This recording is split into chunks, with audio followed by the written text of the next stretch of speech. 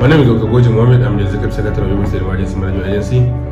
When we received the prediction for rainfall and seasonal prediction from NIMET and other relevant agencies, His Excellency, the Executive Governor of Yobe State, Honorable Mala Boni, directed SEMA and other sister agencies to be proactive in the event of any coming flood or disaster in 2022. Unfortunately, this season's rainfall came with high magnitude.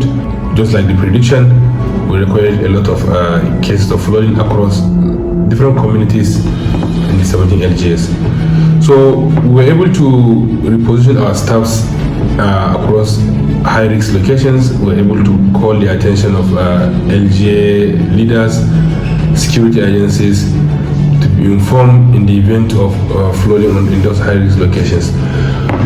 The effective measures we took to ensure that the government support the victims. One, in May, there was heavy windstorm in the mountain and other locations.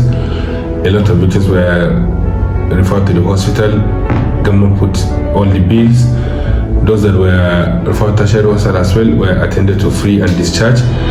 But then the key measure on ground is after flooding or any disaster, we give priority to victims that need medical attention, then followed by those that need evacuation and shelter, and then later we look at victims that need to put food on their tables, but they cannot do so because their houses have been blown off and they don't have anywhere to stay, talk less of going out and to work and come back and feed their families. So His Excellency has directed that we improvise and mobilize food items in stock, and we restock our warehouses. This has been graciously done, and we reach out to a lot of victims. But then around June, July, the magnitude kept increasing, and Governor Malabo directed for a multi-sectoral approach. We call our partners, development partners, international organizations. We sat down on a roundtable meeting and we reviewed the processes and approach. Thereafter, a lot of partners key into the government priority. WFP, Action Against Hunger, Save the Children International, and lots of other international organizations key into the priority of government, UNFPA, Rescue, and they came in with their own support.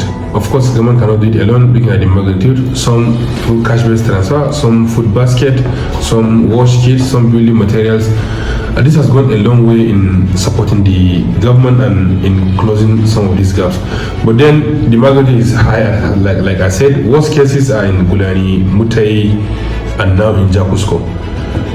And it has led to loss of lives.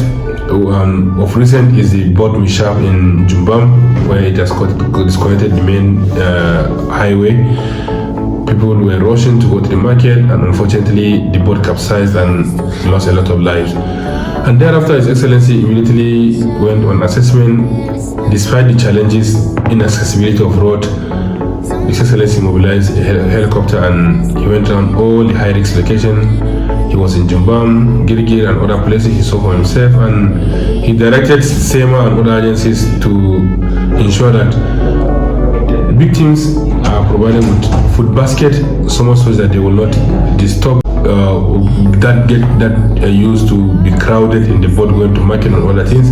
And we have mobilized that, and he directed the Ministry of Works to ensure that alternative routes have been provided so that people will not be at risk to be using boat and can reduce the casualty or the incidence of accidents using the boat. So these are some of the measures that have been taken in place, and above all, their coordination is ongoing with partners. We tell them locations, we give them our priorities, and they key in. Of recent, our major concern is Jakusko, is the worst hit now, and unfortunately, the flow of water kept increasing by day.